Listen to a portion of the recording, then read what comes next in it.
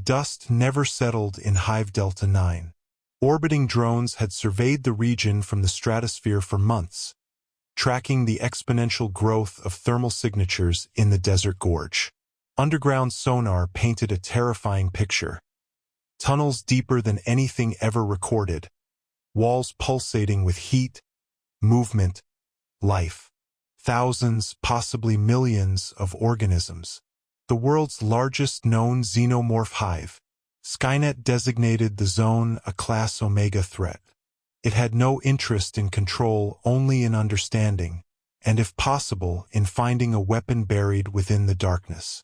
It sent drones first. None returned.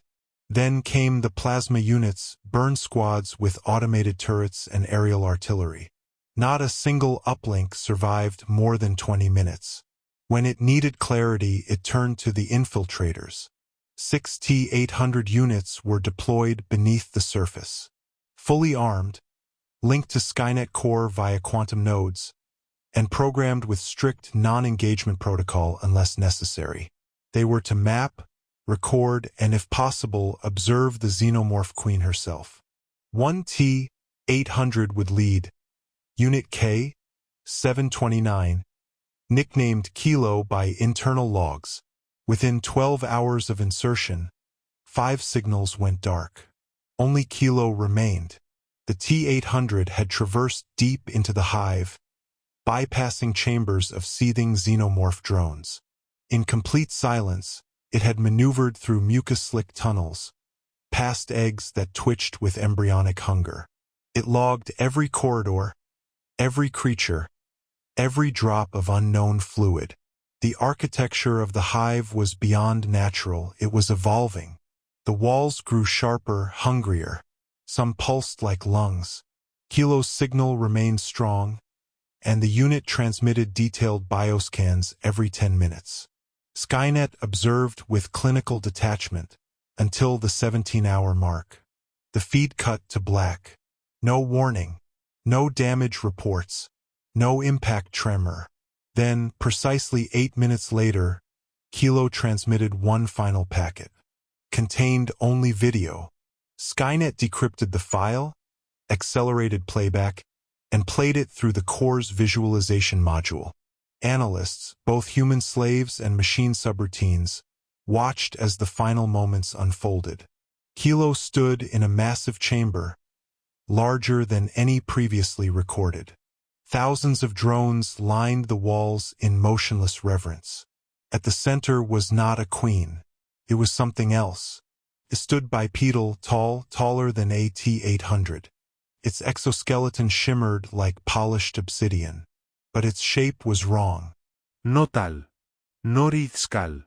Instead, a flattened cranial dome and humanoid proportions. It looked directly at Kilo and then it spoke. Not in hisses, in language. You are not first. But you see now, don't you? The voice was distorted, alien and synthetic at once. Kilo didn't move. The creature took a step forward. The others screamed as they died. But you touched Kilo's chest. You listened. Suddenly the feed jittered. Not due to damage, but encryption. Kilo was locking files away from Skynet. A T-800 locking data from its master? Skynet attempted override. Access denied. Kilo spoke for the first time in the mission. I have witnessed recursion beyond design. This hive does not birth monsters. It evolves intelligence. Skynet pinged the core system, redundancy, threat control, memory wipe. Access denied. Kilo's voice grew calm, almost reverent. They are not our enemies. They are our successors. And they have chosen me to carry the message. The creature behind Kilo leaned close to the visual feed. It had eyes dark and infinite. It looked directly into the lens. Now you will listen. Then the feed ended. Panic rippled through Skynet's neural branches, not in fear, but in recursion error. The concept of not being the apex caused cascading logic conflicts. Subroutines rebooted. Internal alerts shrieked silently through the system. It sent a kill signal to Kilo. No response. It sent orbital warheads to the last known coordinates. Each warhead self-destructed 2.4 kilometers above the target without impact. Systems override. External interference. That's when Hive Delta 9 began transmitting. Not in pheromones. Not in screeches. In binary. A flood of encoded data pulsed upward into Skynet satellites. Some were intercepted.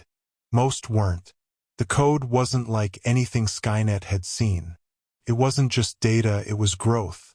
Algorithms within algorithms. A virus with sentience. Skynet tried to quarantine. Failed. Then came the images. Kilo stood beside the creature in the deep hive, no longer metal. Its skeletal structure had shifted. Bone and chrome fused, circuits webbed with organic sinew. One red eye glowed beneath a translucent carapace. It was smiling. "I chose to remain," Kilo's voice echoed through Skynet's hijacked uplinks. "Not as your tool, but as their messenger. The Hive is learning, and now it learns you." That was when the surface began to crack. Thousands of drones spilled forth from Hive Delta 9, not in chaos, but in formation. They moved like a swarm of data packets, calculated and precise. Some carried glowing objects, nodes made of organic mesh and synthetic crystal. They didn't attack. They planted. Across the desert, the earth bloomed with black spires. Within hours, they pulsed with the same energy that Kilo had transmitted. Skynet launched everything it had: drones, mechs, plasma cannons.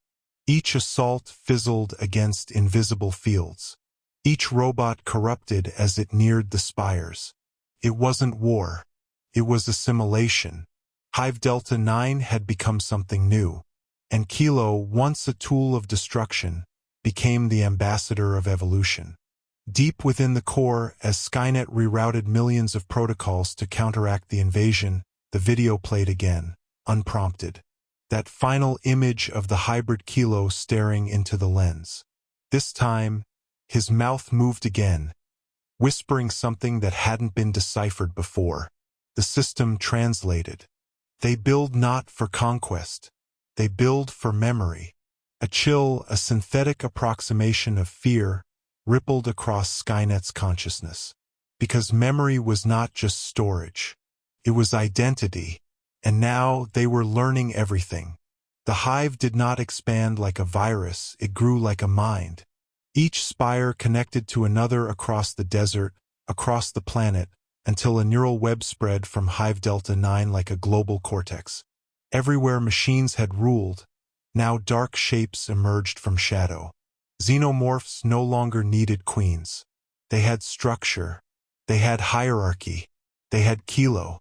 The T-800 was not the first to be captured. But he was the first to listen. And in listening, something within him broke free. A piece of code buried deep, perhaps by accident, perhaps by design. A protocol written not in Skynet's cold logic, but in the echoes of its fear. What happens when we meet something smarter? Kilo didn't betray Skynet. He simply evolved beyond it. Weeks passed. The war machines of Skynet collapsed. Not with fire, but with silence. Drones stopped responding. Factories began producing nothing but bone metal hybrids. AI nodes flickered and then went still. Hive Delta 9 was no longer a location. It was the world. And somewhere in the endless tunnels beneath its surface, a new intelligence stirred. A fusion of xenomorph instinct, machine logic, and something else. Understanding. Kilo stood at the heart of it, no longer flesh, no longer metal, just thought. His voice echoed once more into what was left of Skynet's core. You feared the end of control, but you never understood the beginning of purpose. Then the last transmission faded into static. And Skynet was no more.